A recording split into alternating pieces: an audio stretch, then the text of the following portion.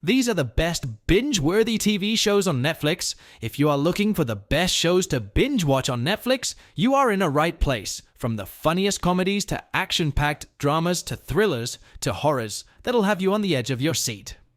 I know, choosing what show to watch on Netflix can be a daunting task. Given the plethora of titles across all genres, to help you pick, we've narrowed down some of the most entertaining shows on Netflix like The Warrior. Warrior is a crime drama that takes place in the latter half of the 19th century during brutal gang wars in San Francisco's Chinatown. It follows martial arts prodigy Sam, a Chinese immigrant who arrives in the City of Lights under mysterious circumstances. Once he proves his prowess as a fighter, Sam becomes a hitman for one of Chinatown's most powerful organized crime families. As he is mentored by the son of the crime family's leader, learning the ins and outs of gang warfare, Sam wins the confidence of brothel Madame Atoy, eventually revealing to her his true intentions. Warrior is based on the writings of martial arts legend Bruce Lee and features a largely Asian cast. This show has everything. Good story, fantastic action, great acting, and ultimate characters. If you love action dramas, this is for you. But if you like thriller dramas, you will love The Night Agent. The Night Agent is based on the novel by Matthew Quirk. The Night Agent is a sophisticated, character-based action thriller centering on a low-level FBI agent who works in the basement of the White House, manning a phone that never rings, until the night that it does, propelling him into a fast-moving and dangerous conspiracy that ultimately leads all the way to the Oval Office.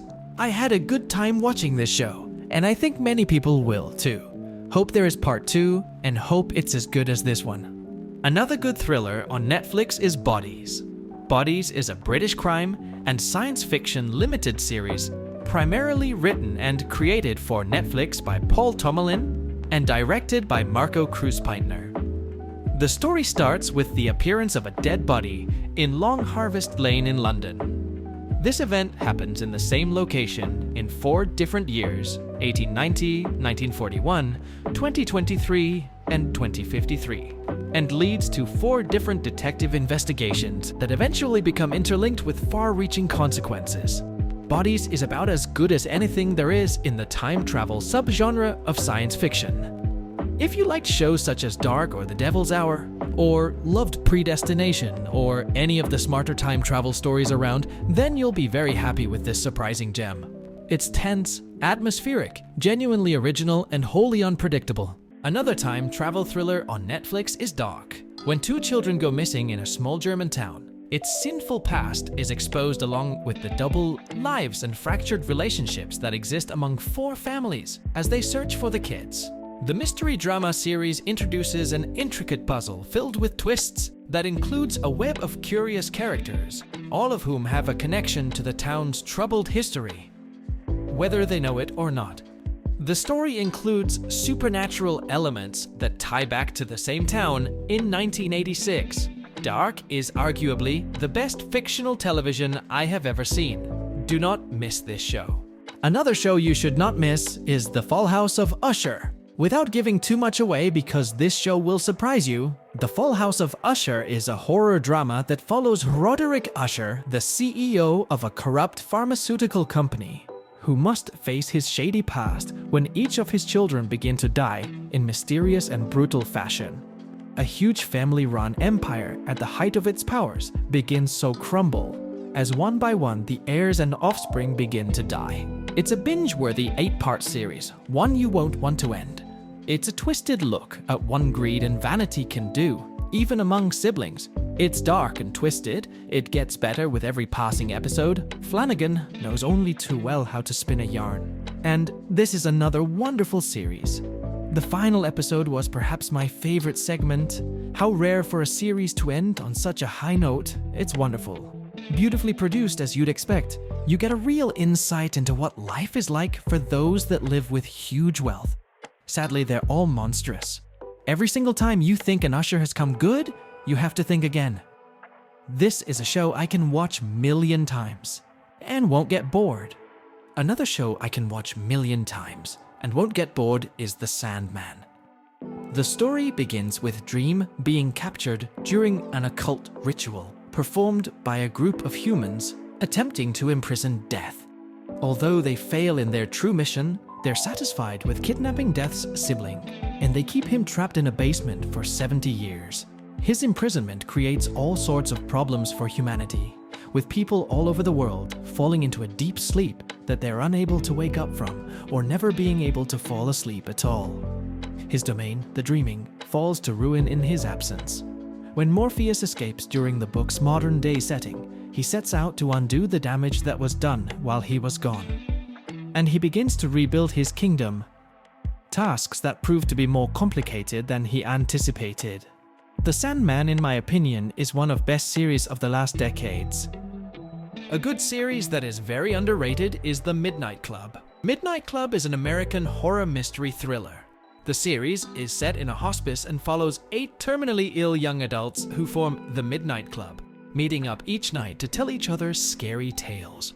It features an overarching story, while also frequently depicting those tales on screen. Although mostly based on the 1994 novel The Midnight Club by Christopher Pike, the series also adapts short stories from 27 other Pike books featured in the Midnight Club tales themselves. I absolutely love this show. Great premise and enough mysteries to keep your mind sucked in. But if you want to have a good time, you must watch Beef. I came into this completely blind. Never saw the trailer, but knew it was going to be Asian American centered. I thought it was going to be a comedy since Ali Wong is in it. I was very wrong. This is a gripping drama about 2 people living parallel lives in different circumstances. Money, status, and mental health are key topics covered in this series, with a unique Asian American cultural twist. Stephen Yeun delivers, as always, but I was also very pleasantly surprised by Ali Wong's performance. She excelled in this serious role. I loved watching the unraveling of the 2 main characters' lives as their lives become increasingly worse.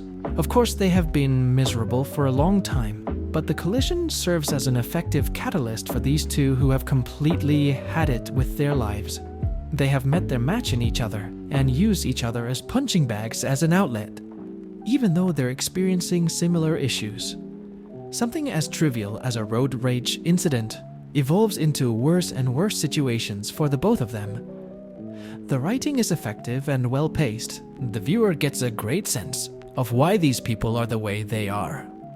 There is no clear-cut hero and villain archetype, but rather 2 humans dealing with more than they can manage.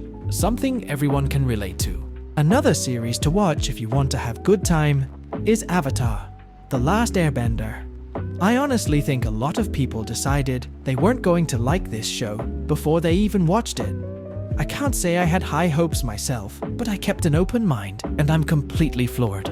The effects, the settings, the music are all absolutely top-notch, but that would mean nothing without a good cast, and this show has an amazing cast. While it's true that some cast members are more experienced than others, this only adds to the feeling of a bunch of wide-eyed kids who haven't yet found their feet in life, taking on something far bigger than they are.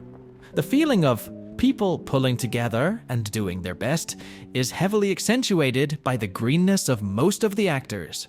I was delighted to find that Ing is no longer the ludicrously wacky cartoon character seen in the original. He has a great balance of being lighthearted without being a clown, and serious without being melodramatic. The guy playing Sokka feels like he was genetically designed for the part, and feels much more believable and relatable than the original voice actor, who was way too hammy and derpy. I didn't think anyone could top the original Katara, who carried the show Imo, but the new actress is truly something else, and undoubtedly has a sparkling career ahead of her. Yes, the story is presented with far less depth than the original, but the presentation suits the live-action format brilliantly. I see this as an exceptionally well-crafted companion piece to the original, and I feel sorry for those who fail to see the magic in the show. If they cancel it due to people who can't loosen up and enjoy something different to what they're used to, I'll consider it a great loss. If you are into drama, you must watch The Lincoln Lawyer. I highly recommend this series. It has it all, including great acting, characters you care about, and a whodunit mystery with lots of twists.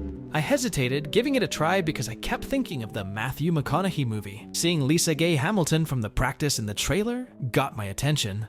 The Practice was one of my favorite lawyer dramas. I also saw David E. Kelley was involved in this production, so I hit play.